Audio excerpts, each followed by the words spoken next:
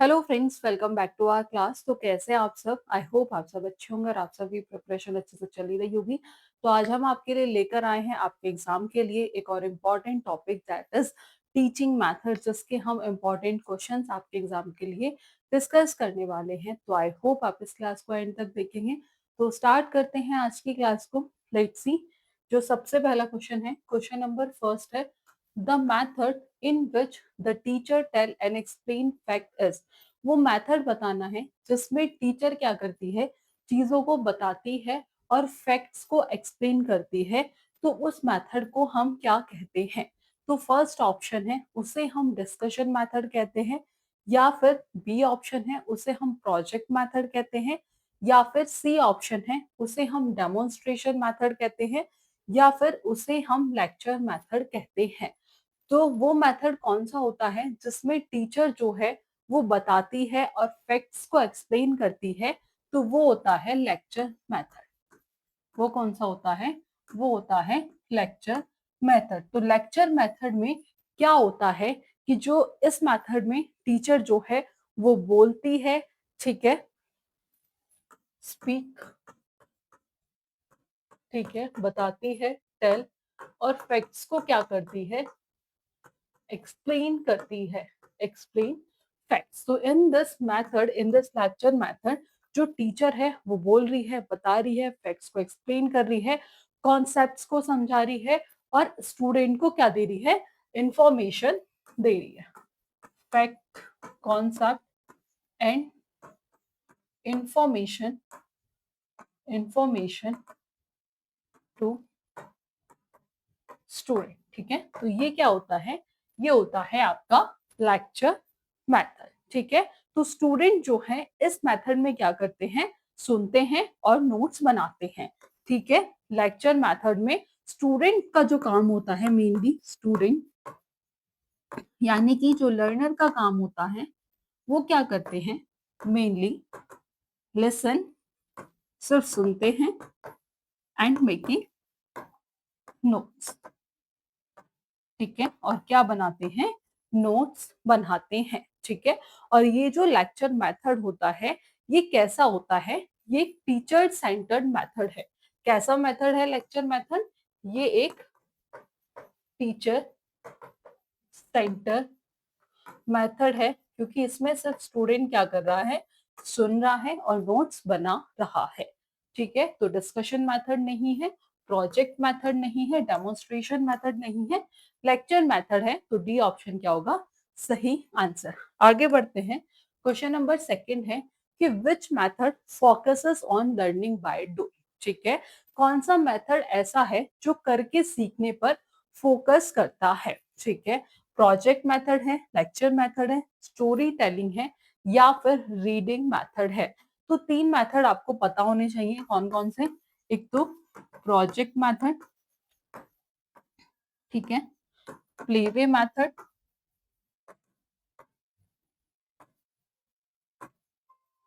और मॉन्टेसरी। ये जो मेथड हैं तीनों, ये किस पर फोकस करते हैं? ये फोकस करते हैं लर्निंग बाय डूइंग, यानी कि करके सीखने पर।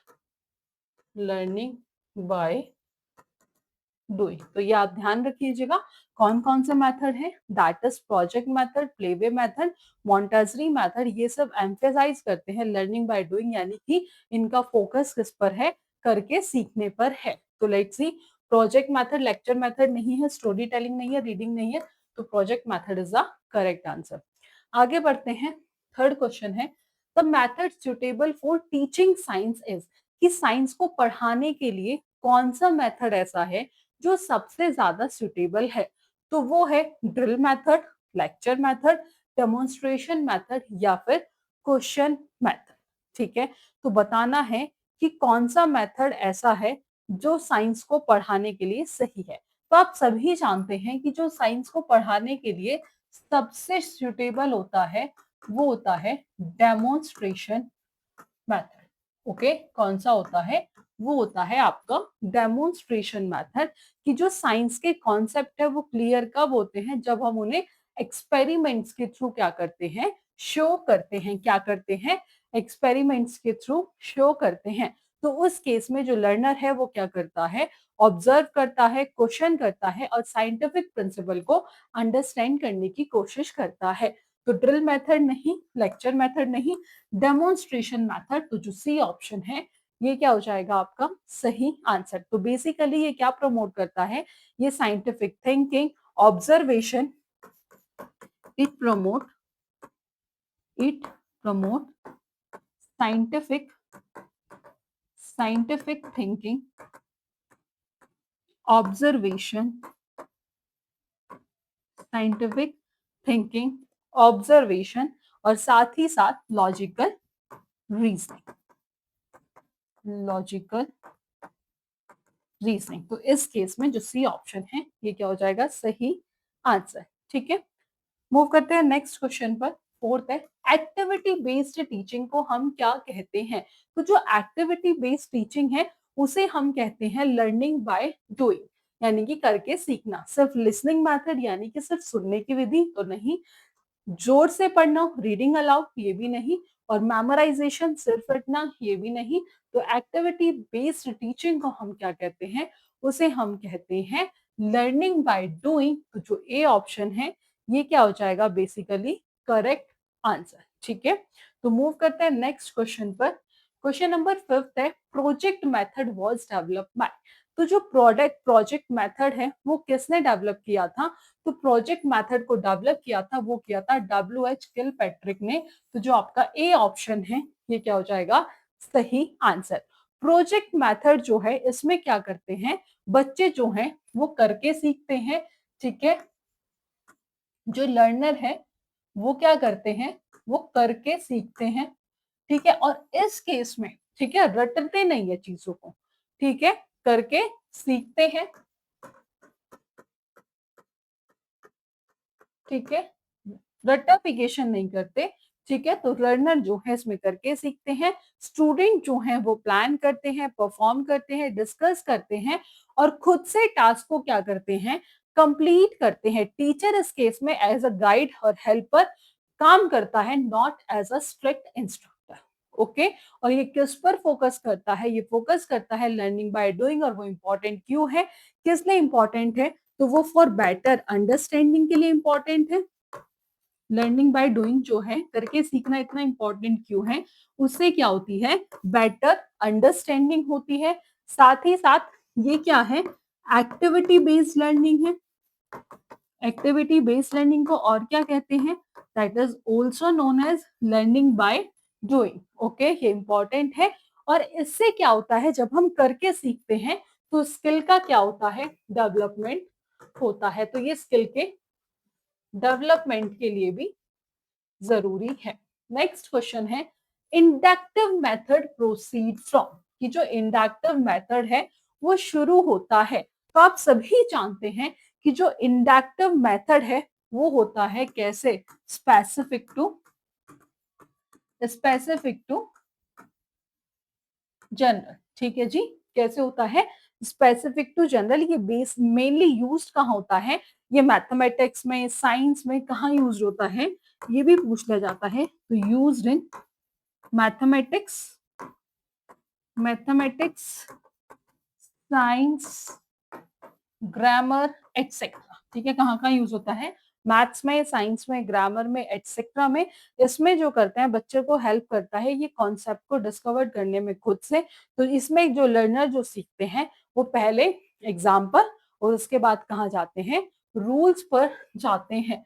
तो यानी कि सबसे पहले एग्जाम्पल और उसके बाद रूल। तो let's see, specific to general. तो जो फर्स्ट ऑप्शन है ये क्या हो जाएगा आपका सही आंसर। ठीक है, नेक्स्ट है सेवेंथ है, deductive method proceed from. Deductive में क्या होता है, general to specific, general to specific, यानी कि पहले रूल, पहले टीचर रूल बताएगी एंड देन एग्जाम्पल। ठीक है, इस केस में क्या होगा कि टीचर सबसे पहले जनरल रूल बताएगी, उसके बाद मतलब रूल्स, लॉज, फॉर्मूला वो बताएगी एंड देन एग्जाम्पल। तो इस केस में जनरल टू स्पेसिफिक।